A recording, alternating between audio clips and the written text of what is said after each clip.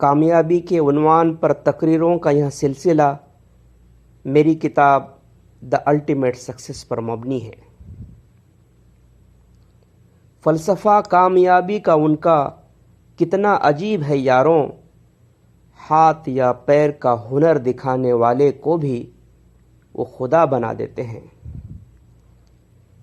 کسی نے ہاتھ سے بلہ چلایا تو کچھ لوگوں نے اسے کرکٹ کا بھگوان بنا دیا، کسی نے پیر سے فٹ بال کو نچایا تو کچھ لوگوں نے اسے فٹ بال کا خدا بنا دیا۔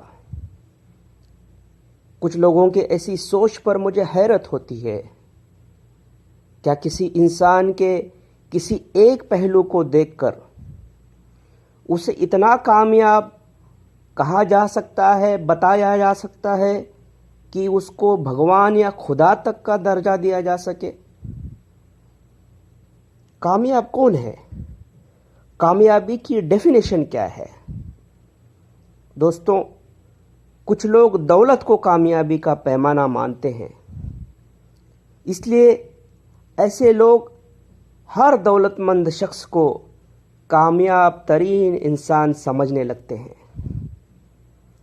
مگر یہ لوگ جب کسی ایسے امیر آدمی کے قریب جاتے ہیں اور دیکھتے ہیں کہ اس میں کئی ساری ایسی بیماریاں ہیں جن کی وجہ سے اس کے کھانے پینے پر کئی پابندیاں لگی ہیں، تو فوراً یہ لوگ اپنی کامیابی کی ڈیفینیشن کو بدل دیتے ہیں اور کہتے ہیں کہ صرف دولت ہونے سے کیا فائدہ، اس کا مزہ اٹھانے لائق صحت بھی تو ہونی چاہیے۔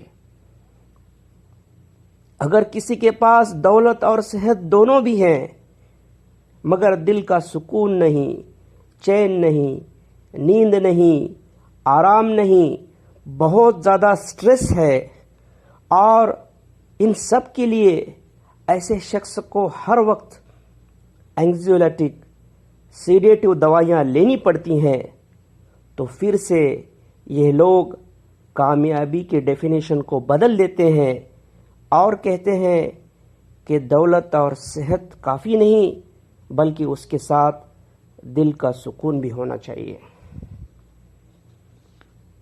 کامیابی کے پیمانے اس طرح بڑھنے لگتے ہیں، بدلنے لگتے ہیں، دیکھنے والے کی نظر کے حساب سے بھی یہ پیمانے بدلتے رہتے ہیں۔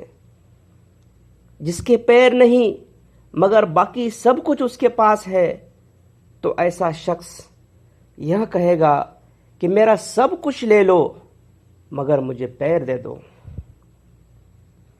جو شخص اندھا ہے وہ کہے گا کہ میرا سب کچھ لے لو مگر مجھے آنکھوں کی روشنی لا کر دے دو۔ جس کی اولاد نہیں ہے وہ کہے گا کامیابی کا سب سے بڑا پیمانہ اولاد ہے۔ دوستوں، ایک غریب شخص ایک بے حد امیر انسان کے پاس چلا گیا اور اس نے کچھ پیسے مانگے۔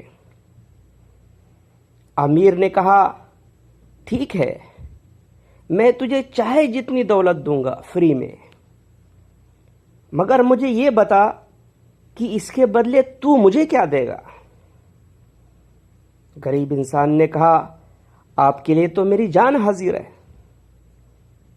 امیر شخص نے کہا تو پھر ٹھیک ہے، مجھے جان نہیں چاہیے، تیری صرف دونوں آنکھیں دے دے۔ غریب نے کہا حضور یہ کیا بات کر رہے ہیں، میں اپنی آنکھیں آپ کو کیسے دے سکتا ہوں؟ امیر نے کہا ٹھیک ہے، پھر ایک آنکھ دے دے۔ غریب نے اس پر بھی منع کیا۔ امیر آدمی نے پھر اسے کہا کہ ٹھیک ہے، مجھے ایک ہاتھ دے دے۔ غریب نے پھر سے منع کیا۔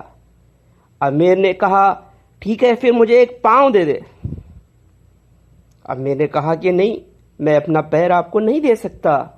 اور اس طرح وہاں امیر شخص ایک ایک چیز، جسم کی ایک ایک اعضاء اس غریب سے مانگتا گیا، اور غریب ہر چیز پر انکار کرتا گیا، اور آخر میں یہ کہہ کر وہاں سے نکل گیا کہ بھائی تیری دولت تجھے مبارک، میں اس کے بدلے میں میرے جسم کا کوئی حصہ تجھے دے نہیں سکتا۔ دوستوں، کامیابی کے کئی پیمانے ہیں جن کا ذکر تفسیر سے میں نے اپنی کتاب میں کیا ہے۔ چند پیمانے میں یہاں بتانا چاہوں گا۔ دولت، صحت، دل کا سکون، شخصیت، پیشہ، کوئی خاص ہنر جیسے کلا، ساہتیہ، کھیل وغیرہ وغیرہ، والدین، اسپاؤز، بیوی شوہر، اولاد، بھائی بہن، رشتہ دار، دوست احباب، سماج، وطن، یہ 14 پیمانے موٹی طور پر۔ اس کا کوئی خاص سیکوینس نہیں، کوئی بھی پیمانہ آگے پیچھے ہو سکتا ہے۔ موٹے طور پر یہ کامیابی کے 14 پیمانے اور ان کے 14 سوال ایگزام کے ایک پیپر میں دیے گئے ہیں جس کے کل 100 مارکس ہیں، اور ان پیمانوں میں کچھ کے کم کچھ کے زیادہ یعنی الگ الگ مارکس ہیں۔ اب آپ خود کو یا جس کسی کو بھی پرکھنا چاہتے ہو تو اس کو ان سوالوں کے حساب سے مارکس دیں اور دیکھیں 100 میں سے کسے کتنے مارکس ملتے ہیں۔ ایک میرٹ لسٹ بھی بنائیں اور دیکھیں کہ نمبر 1 پر یعنی ٹاپر کون ہے۔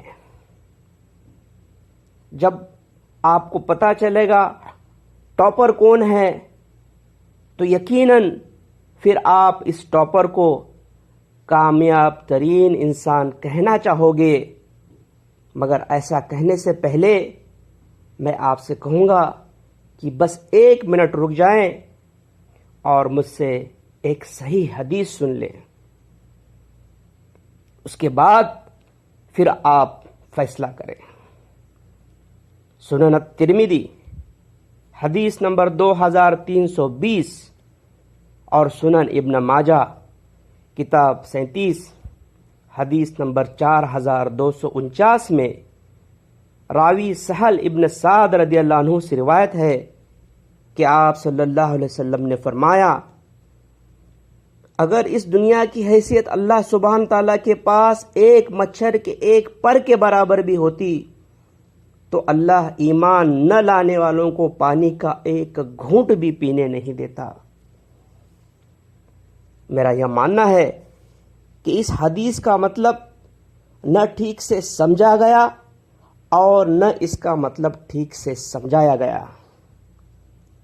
تبھی تو کئی بدکاریاں کرنے کے باوجود کئی لوگ ایمان کے بل بوتے اکڑ کر گھومتے رہتے ہیں۔ کوئی ان نادانوں کو بتائے کہ کامیابی تو ایمان پر خاتمہ ہونے میں ہے۔ ہماری زبانیں گندی، گالیاں، بد زبانی، غیبت، بہتان، چگلی، ہر برے کام میں ہماری زبانیں لگی ہوئی ہیں۔ کیسے ہم یقینی مان لیتے ہیں کہ ایسی گندی زبانوں پر آخری وقت میں کلمہ طیبہ آ جائے گا۔ ہمارے دل اور دماغ ہر وقت حسد، کینہ، بغض، سازشوں میں ملوث رہتے ہیں۔ کیسے ہم فار گرانٹیڈ لے لیتے ہیں کہ ایسے دل و دماغ کو آخری وقت میں ایمان کا خیال آ جائے گا۔ دوستوں، میں نے اپنی کتاب مانو تیسا دیپ ستمبھ میں لکھا تھا، heaven must be in us before we be in heaven. ہم نے دنیا میں ہمارے اندر جنت بنانی چاہیے تاکہ ہم آخرت میں جنت میں جانے کے قابل ہو جائیں۔ افسوس کہ زندگی بھر ہم ہمارے اندر برائیوں کا جہنم بنا دیتے ہیں اور پھر بھی ہم جنت کے خواب دیکھنے لگتے ہیں۔ جنت کو فور گرانٹیڈ مان کر اکڑنے والوں کو دیکھ کر میں گھنٹوں روتا رہتا ہوں۔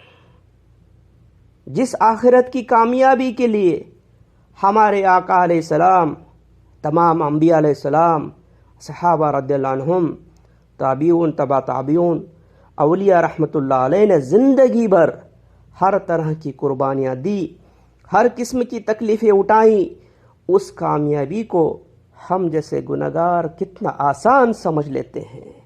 افسوس، ہائے رے افسوس۔ دوستو، اس حدیث کی روشنی میں میں عرض کرنا چاہتا ہوں کہ کسی کو کامیاب کہنے سے پہلے اس کو ان 2 پیپرز میں مارکس دے، پھر دیکھے کہ وہ کامیاب ہے یا نہیں ہے۔ پہلا پیپر دنیا داری کا، ورلڈلی افیئرس کا، جس میں 14 سوال، کل مارکس 100۔ دوسرا پیپر آخرت کا، جو اصل زندگی ہے، اس کے کئی سوال، کل مارکس کئی خرب، ٹریلینز۔ وہ کیسے کامیاب ہو سکتا ہے جو دنیا داری کے 100 مارکس کے پیپر کی فکر کرے اور آخرت کا خربوں مارکس کا پیپر خالی چھوڑ دے؟ کامیاب تو وہ ہے جو دنیاوی آخرت کے طرز پر جیے، آخرت کے ساتھ جیے، اور کامیابی کے دونوں پیپرز میں خوب مارکس لے کر کامیاب اور کامران ہو جائے۔ اس کی دنیا بھی کامیاب، اس کی آخرت بھی کامیاب، کیونکہ سورہ یونس، سورہ نمبر 10، آیت نمبر 64 میں اللہ سبحانہ تعالیٰ کا وعدہ ہے، لَهُمُ الْبُشْرَى فِي الْحَيَاةِ الدُّنْيَا وَفِي الْآخِرَةِ، ان کے لیے خوشخبری ہے دنیا میں بھی اور آخرت میں بھی۔ سورہ نور، سورہ نمبر 24، آیت نمبر 55 میں ارشاد باری تعالیٰ ہے، وعد اللہ الذین آمنوا منکم وعملوا الصالحات لیستخلفنہم فی الارض کما استخلف الذین من قبلہم، جو لوگ ایمان لائے اور صالح اعمال کرے ان سے اللہ کا وعدہ ہے کہ وہ انہیں دنیا میں خلیفہ بنا دے گا، یعنی بہت کامیاب بنا دے گا، ٹھیک ویسے جیسے اس نے ان سے پہلے والوں کو بنا دیا تھا۔ دوستوں، یہ اللہ کا وعدہ ہے۔ اب یہ ہم نے طے کرنا ہے، یہ ہم پر ہے کہ آخرت کے طرز پر دنیا جی کر دنیا اور آخرت دونوں میں کامیاب اور کامران ہو جائے، یا صرف دنیا کی فکر میں ڈوب کر غرق ہو کر دنیا اور آخرت دونوں میں ذلیل و خوار ہو جائے۔ وآخر الدعوانا ان الحمد للہ رب العالمین۔ السلام علیکم ورحمۃ اللہ وبرکاتہ۔